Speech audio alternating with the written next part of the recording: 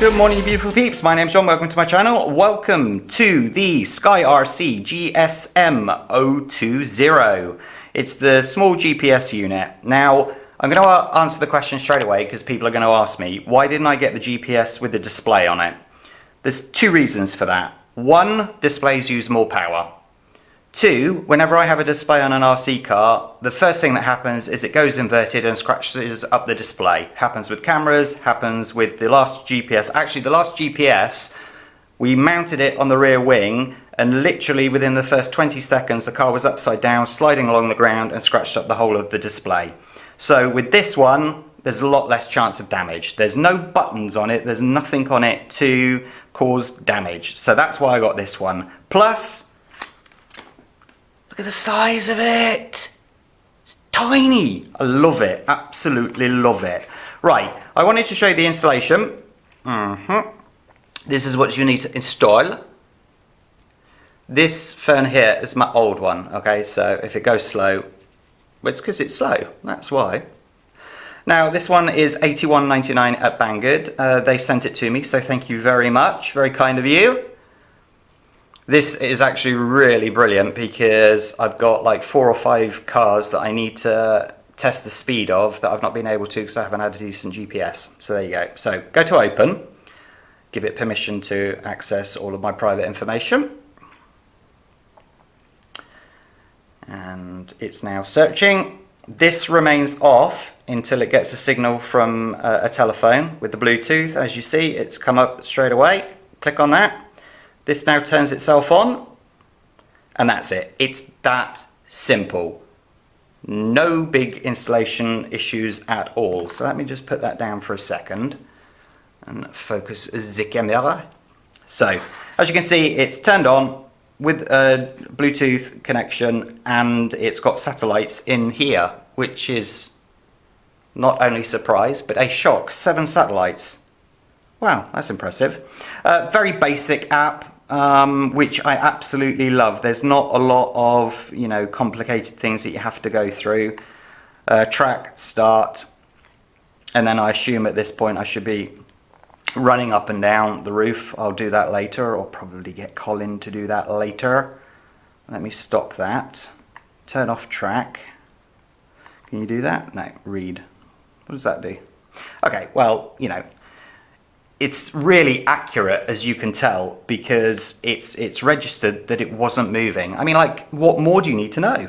What I did do was yesterday, while my wife was driving, I took it into the car with us to see how accurate it was versus the GPS on this phone and the speedometer on our car.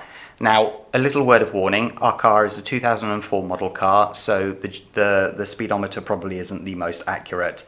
But what was impressive was this one, that one, and the car speedometer all matched up. The car speedometer was 3 kilometers an hour more, but that's because it's one of the old needle types. So that's good. I'll show you the footage of that now. 57.56. Yeah, we just dropped down slightly, and my other phone is saying 56.57. So as you can see, it is pretty accurate. We got the 57.59, and then just over the signal, just around the 60.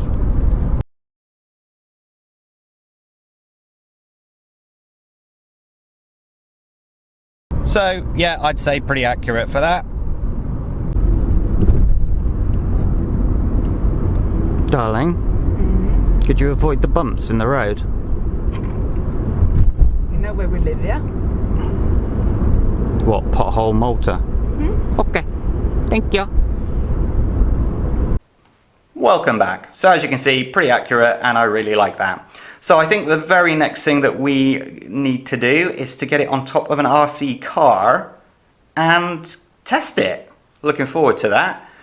The only issue I have is, as you can see, it's very compact. It's very good at what it does, but the only thing that it comes with is this. This is the reason I didn't do an unboxing, because the only thing that was in the box was this, a cable, and a very thin piece of paper for the instruction booklet. That's why I've not even brought the instruction booklet, because, you know, why? It's not rocket science.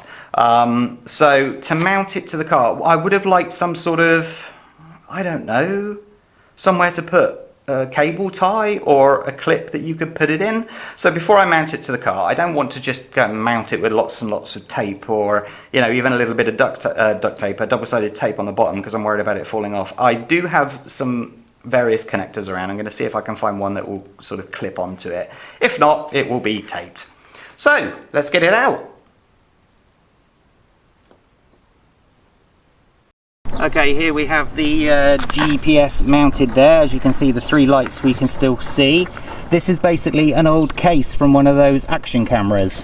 So you can see it's holding it in really well, and most importantly going to protect it.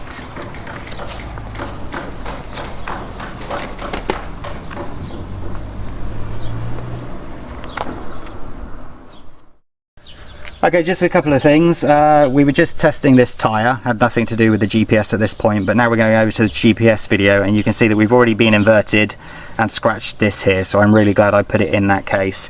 Here is the app, down to 24% because I obviously didn't charge it very well, but it's got sorry about that, the video stopped for some reason. It's really hard to show you in the sunlight. What I'm going to do, actually, I will record everything from this point on the app. So let's get on.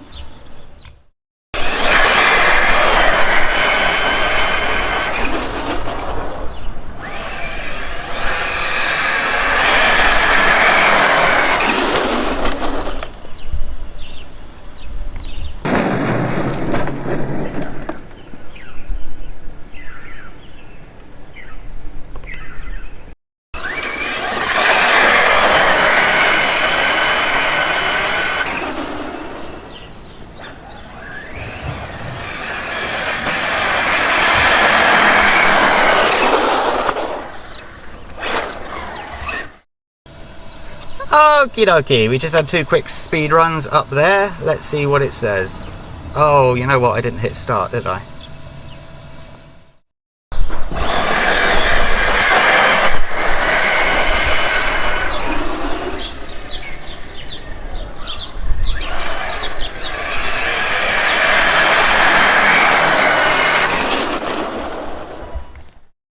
Okie dokie. Right, here we go. Read. Average speed of 36, but the maximum speed was 56. So that's not bad. There must be more data than this though, surely. Is there? Records? There we go. So that was 57 on the first run, 56 on the second run, so pretty close on both. Excellent! Okay, well then let's get back to the mat. Well, good morning and welcome back to the Blue Mat. Well, that was a long night, wasn't it? I was testing the battery of it, and I'll get onto that in just a moment. A couple of things I just want to pick up on. It's done exactly what it says on the tin. It measures speed, acceleration, blah, blah, blah. Now, it's 38 grams, because I didn't mention that before, and I thought we could measure the size of it on camera. So what we got? 41.8 millimeters, 39.7 millimeters, and 17.6 millimeters. That's obviously for those that are trying to fit it in to the RC car somewhere, or RC plane, whatever it is. I brought the instructions up. As you can see, there's not really a lot here, but I will show them just in case at some point somebody loses theirs and wants to have a quick look. There you go. So, and the box is exactly what it should be like. Is a box. So there we go. Right, now, last night, I want to get onto battery performance, because last night I did a test, or yesterday evening. The battery is supposed to last for 5 hours.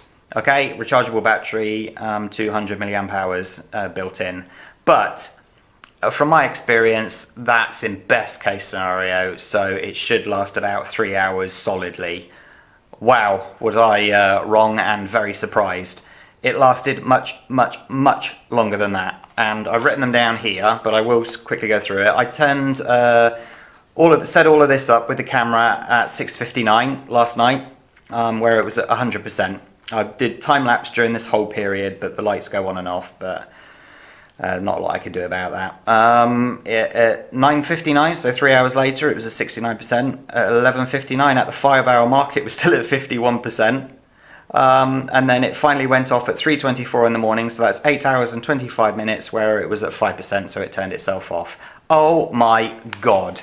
Now, do I expect, remember that it was stationary, it had satellites, between 10 and 12 satellites the whole time. Do I expect that once it's actually being used, accelerometer and everything being used inside, that it will wear out sooner? Yes, I do. I definitely do. But I have to say, I am very impressed with the battery on this thing. 200 milliamp hours isn't a lot, but there again, it really doesn't have to do a lot, does it? Now, I was reading in the instructions a little bit earlier that it's got accelerometer and stuff, but when you go into sort of the records here, let me bring it up so everybody could see. You see the records. Da, da, da, da. And then I click on it. Obviously, it wasn't moving, so there's not really a lot of data there. So, I'll just quickly go back and go to read. I did drag strip. And as you can see, now you're getting the acceleration in G's and the speed. So that does work as well, which is very, very cool. I don't know if I explained this before. Obviously, my fingerprint's not working anymore for some reason.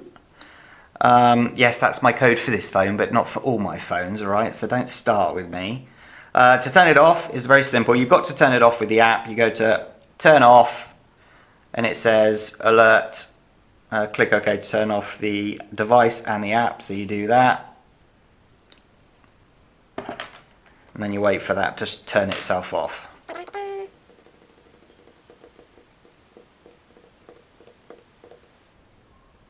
Done. Takes a little bit longer than I actually believe it should do, but it is now off.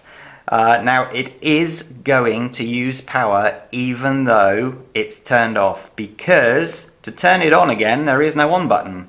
So to turn it on you have to get your phone, turn on the app, and then it turns it on, which means all of the time it is searching for a signal for the Bluetooth.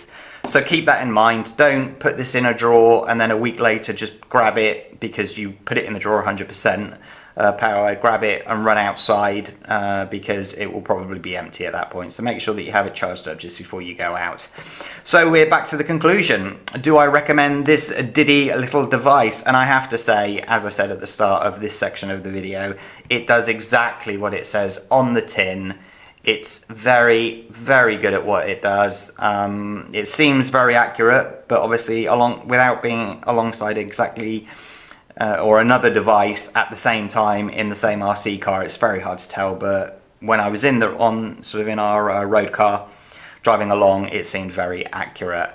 The price of $81.99, is it a bit expensive? Well, no, and the reason being that I've tried the cheap option. I bought a Jeep GPS for, I think it was $34.99 from Amazon, and it was useless. I mean, it only ever went to 60 kilometers an hour, no higher than that, and it never registered top speed, because by the time you got to top speed and then stopped again, it hadn't got to the registering of that top speed. So it was always showing the vehicles much slower than what in fact they were going.